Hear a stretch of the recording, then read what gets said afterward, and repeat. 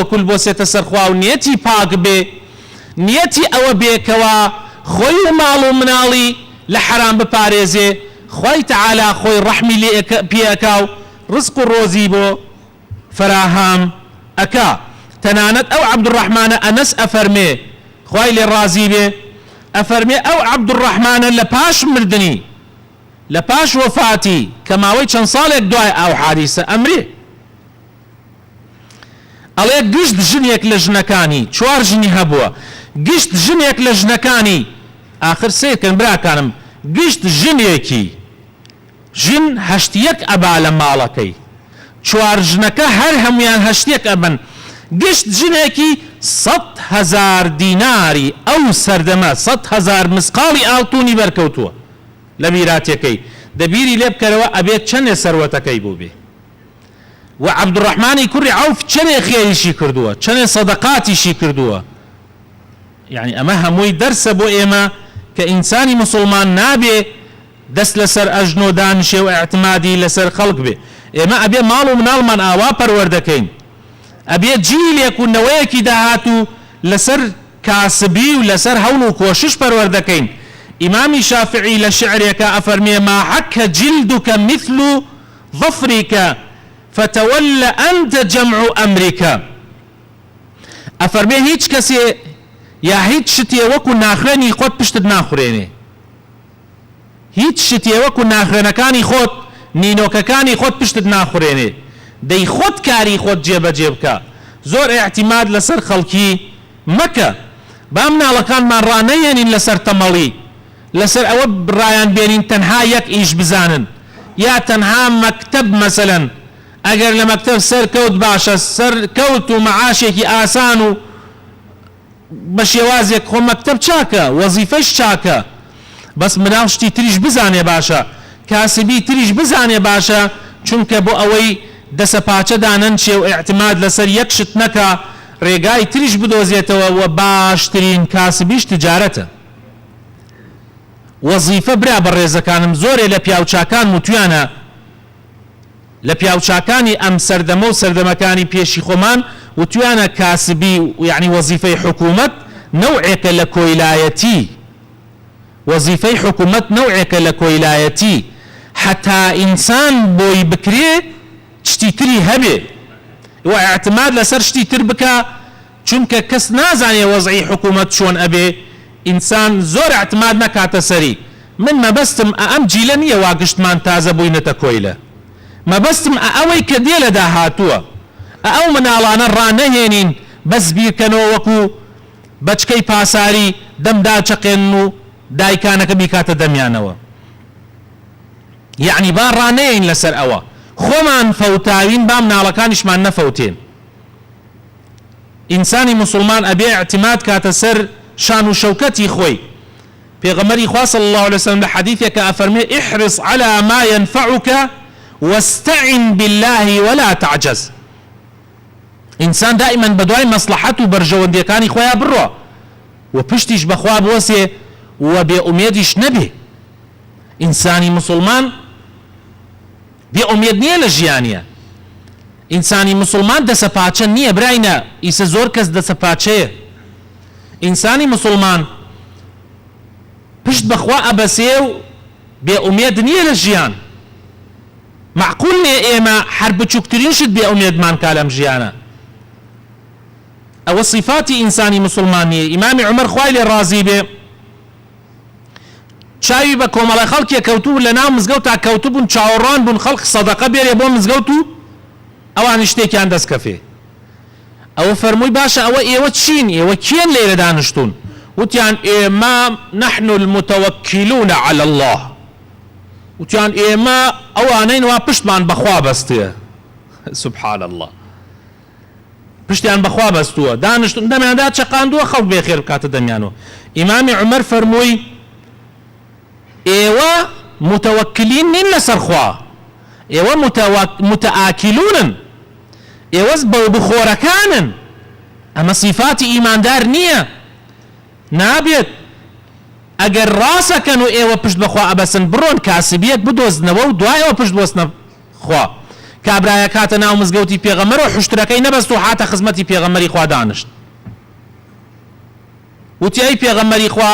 من حشتەکەم نەبەستێتۆ پشتم بەخوا بەستیە و هاتمەتە خزمەتی جەنابەت یعنی خوا حشتەکەم بۆ فەرمووی بڕۆ حشتەکەت بە جوانی بۆ سەرۆ ئەبجا پشت بۆ سەخوا تۆ سەیارەکەت تایەکانی خەریکە تەواوێکە ئەیژزانی خەریکە حالەوەیە بتەقێ ولا 120 سیارە لێ قوڕی و ئەڵێ وەڵا پشت بەخوا وەسم ئەخر ئەمە غەڵەتە ئەمە ئەوە نییە کە خوا ئەیەوێ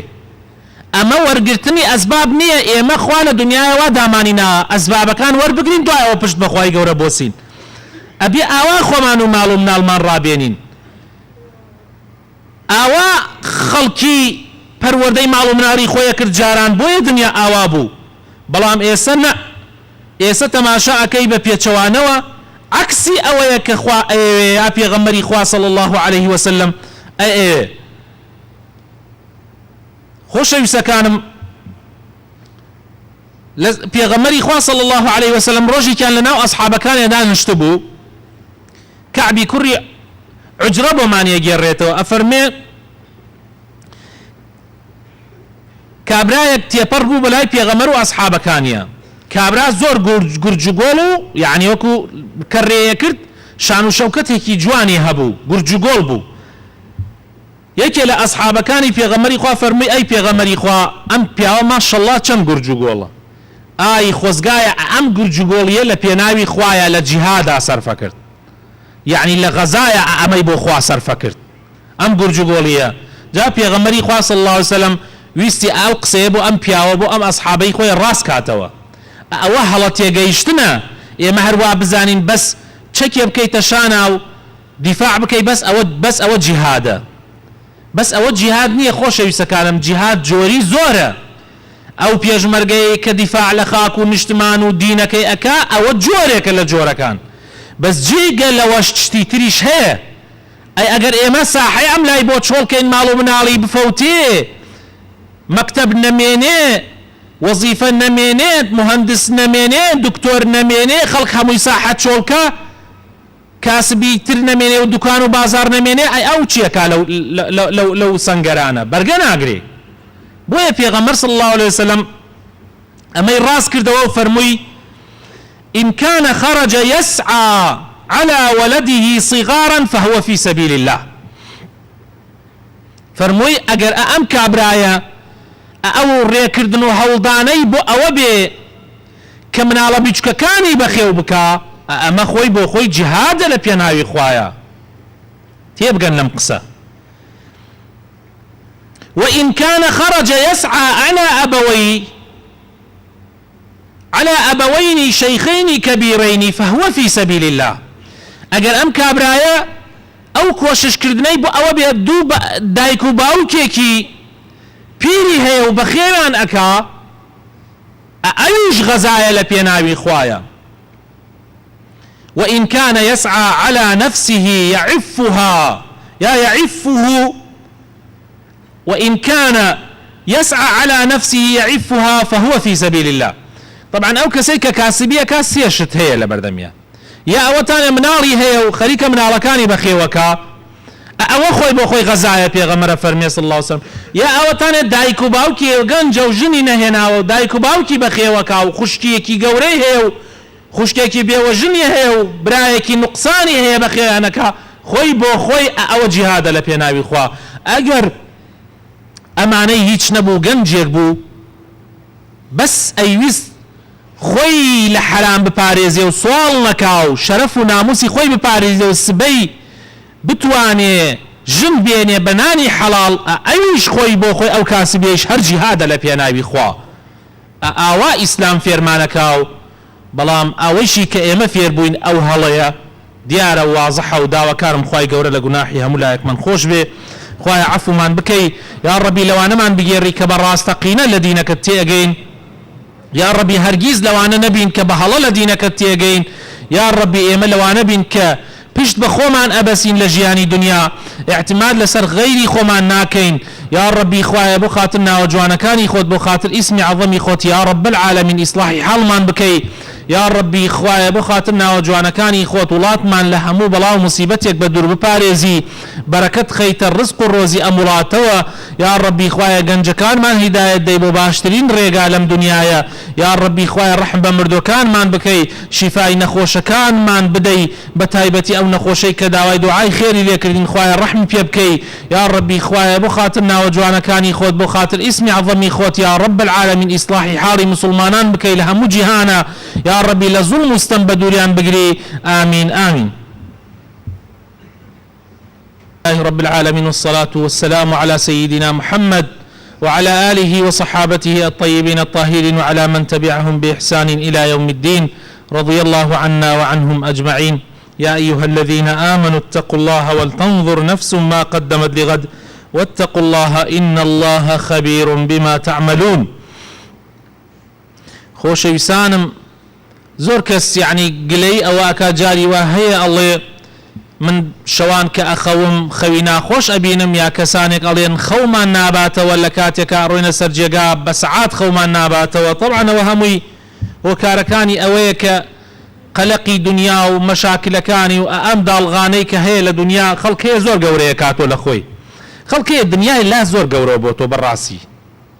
زۆر بیر لە زۆر شتەکاتەوە کە خۆی حەق نییە ئەوە نەبیری لێ بکەیتەوە ئەم دنیا بەڕێ بخەو ئیمڕۆ چی بووە ئاوا وەری بگرە و ئیتر اعتماد کە لەسەر خوا و زۆر بیر لە شتی تر مەکەرەوە زۆر خۆت قەلەق مەکە شتێ بە تۆ چاک نەکرێ زۆر خۆتی پێوە مەشغوڵ مەکە ئاگینا عەقڵت لە دەست ئەدەی دائیمەن بیر لە شتێ بکەرەوە کە بە تۆ چاک بکرێ ئەوەندە ئەگینا شتێک کە لە مستەوای تۆ نییە جاری وایە زەلامێکە بیر لە شتێکە کاتۆ بە دەوڵەتێ چارە ناکرێ ئەوەندە خۆت قەلەق مەکە جگە لەوەش بڕێ سنەتی پێغەمبەر هەیە صلی الله عليه وسلم بەڕاستی ئێمە ئیهمالمان کردووە حەزەکەم ئاماژە بەوە بکەم کەوا لە کاتی پێش خەوتنا ئینسان بیکات وەکو سنەتی پێغەمبەر صلی الله عليه وسلم پێغەمبەری خوا ئەصحابەکانی پرسیاریان لێ ئەکرد دەربارەی ئەوەی پێش خەوتن چی بکەن یا خۆی جاری وا هەبووە ئەیکرد و سەحابەکان گێڕایەنەتەوە بۆ ئێمە پێغەمبەری خوا صلی الله عليه وسلم پێش خەوتن بخەوتایە دەستنوێژێکی پاک و جوانی ئەگرێ وەکو چۆن بۆ نوێژ دەستنوێژ بگرێ